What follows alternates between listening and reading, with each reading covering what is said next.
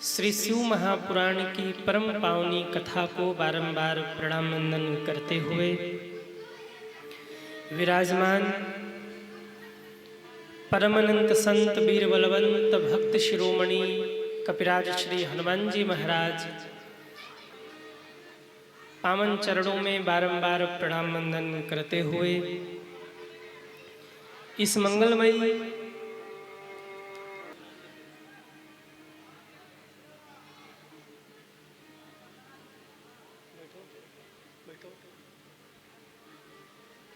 सभी श्रद्धालु भक्तजन समस्त ग्रामवासी हमारे मुख्य यजमान जी जिनके माध्यम से इतनी मंगलमयी कथा आप लोगों के बीच में आयोजित हो रही है, एक बार इस कथा की सेवा में लगे हुए सभी भक्तों के लिए आप लोग जोरदार तालियां बजाइए।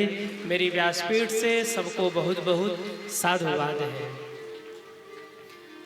साथ ही में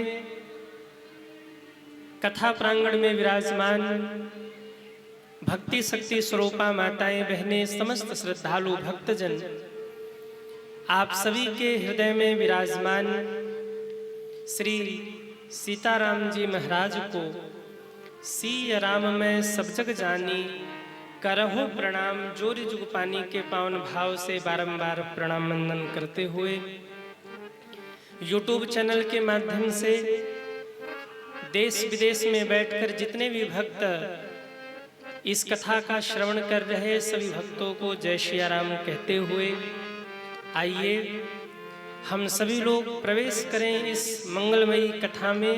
उससे पूर्व हमारे साथ सब प्रेम और भाव से दो बार भगवत नाम कीर्तन गाएंगे तालियां बजाते हुए। अरे पहले गाने तो दो, आप लोग कुछ ज्यादा ही जागृत हो गए हैं। जब हम गाएं तब ताली बजाओ। आइए दो बार भगवत नाम कीर्तन हमारे साथ सब गाएंगे। नमः शिवाय ओम नमः शिवाय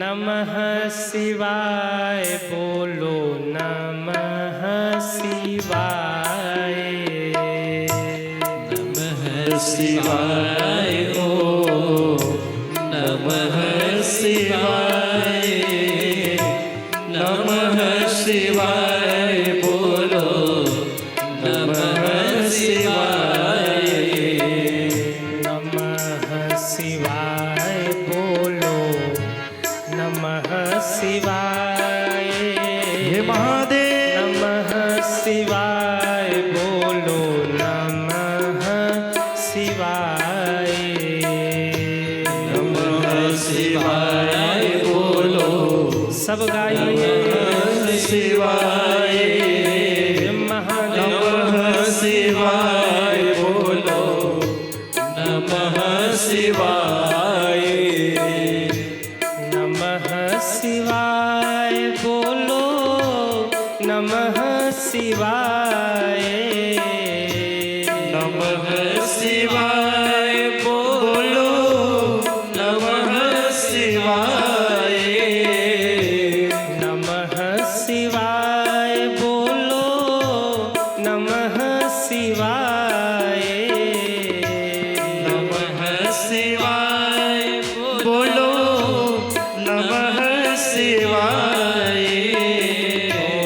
नमः शिवाय बोलो नमः शिवाय नमः शिवाय बोलो नमः शिवाय नमः शिवाय बोलो नमः शिवाय नमः शिवाय बोलो नमः शिवाय नमः सब गाइए भाव से जय हो नमः शिवाय नमः शिवाय बोलो नमः शिवाय जरा उठाइए दोनों हाथों को और तालियां बजाते हुए हरि बोल।